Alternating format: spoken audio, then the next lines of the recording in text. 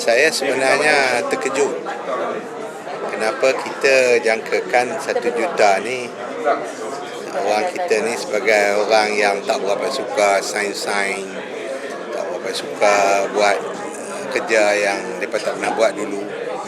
Biasanya target kita sebelum akhir tahun, tapi boleh dapat sampai 1 juta lebih dalam masa 2 bulan. Ini adalah sesuatu yang luar biasa lah.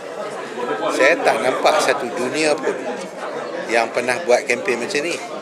Kempen tanda tangan untuk menurunkan seorang pemimpin negara.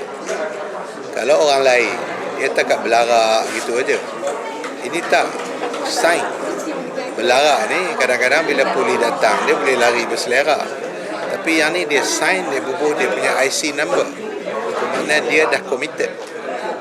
Dan kalau dalam masa 2 bulan boleh dapat 1.2 juta, cuba gambarkan berapa banyak dalam masa bulan-bulan yang akan datang.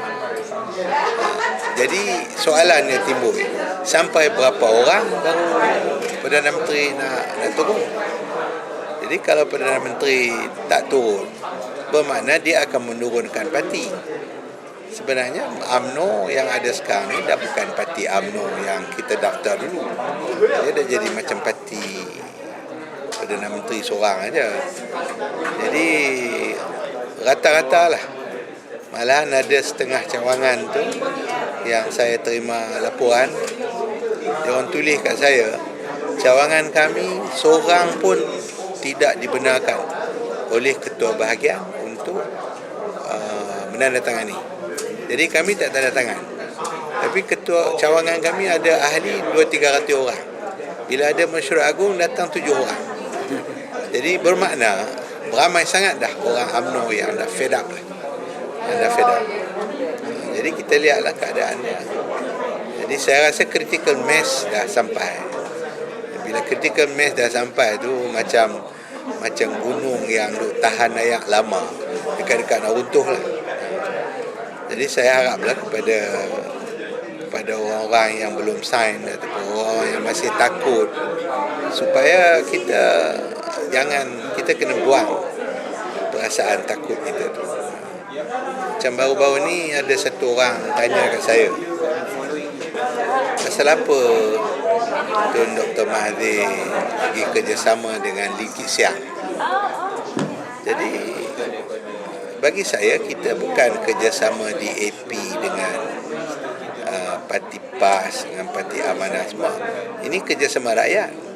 Dan kalau orang Melayu umpamanya marah kepada Lee Kit Siang, kalau Lee Kit Siang kerjasama dengan Dr. Mahathir, orang Cina pun, kalau orang Melayu marah Dr. Mahathir kerana kawan dengan Lee Kit Siang, Cina pun marah kat Lee Kit Siang kerana kerjasama dengan Dr. Mahathir.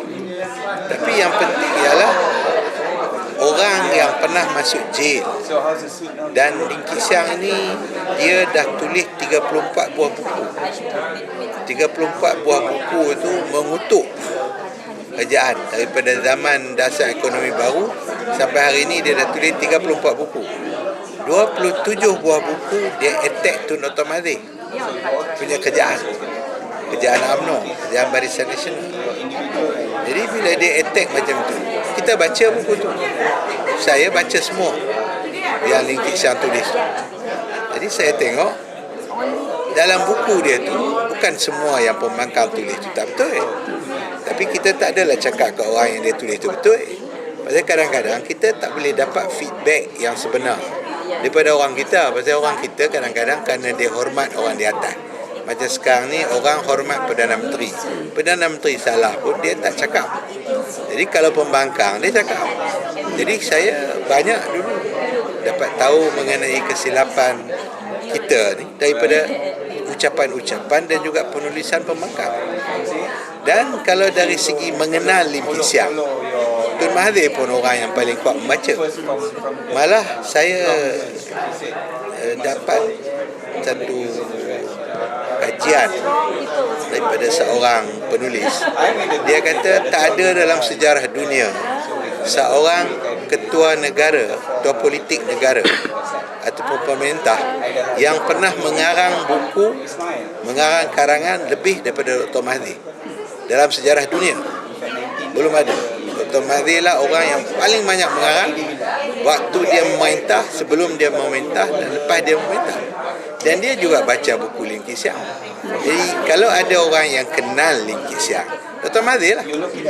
Dan saya juga paling lama dalam parlimen dengan Lim Kee Siang daripada 74. Saya juga kenal Lim Kee Siang. Jadi kalau patutnya tak mau kerjasama dengan Lim Kee Siang, saya dengan Tun Mahathir yang patut tak kerjasama dengan Lim Kee Siang, dan Lim Kee Siang pun meluatkan kami. Tapi apabila sampai masa nasib bangsa Melayu dah jadi macam sekarang, dan Lim Kee Siang sedar juga kalau Najib duduk di situ, nasib Cina pun macam tu. Sedangkan waktu saya jumpa Lim Kee Siang mula-mula dulu, saya tanya kat dia, dulu waktu Tun Abdullah Badawi jadi Perdana Menteri, saya tanya kepada Lim Kee Siang bila saya jumpa dia di hospital, macam mana keadaan politik? Dia kata cukup bagus. Kami harap Abdullah Badawi akan tunggu sampai pilihan raya. InsyaAllah kami menang. Nasib baik Tun Abdullah berhenti sebelum pilihan raya. Dan dalam Tun Abdullah berhenti pun, Najib punya prestasi tak lebih baik daripada Tun Abdullah.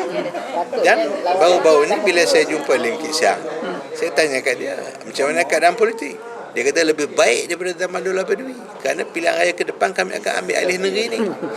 Tapi bila masyarakat Cina kata dia orang tak tahan dah dengan tekanan daripada ekonomi, daripada kepimpinan Najib ni, jadi dia nak tunggu pilihan raya dia menang untuk mewarisi sebuah negara yang dah bankrupt, ataupun dia bekerjasama dengan kita untuk menurunkan Datuk Najib.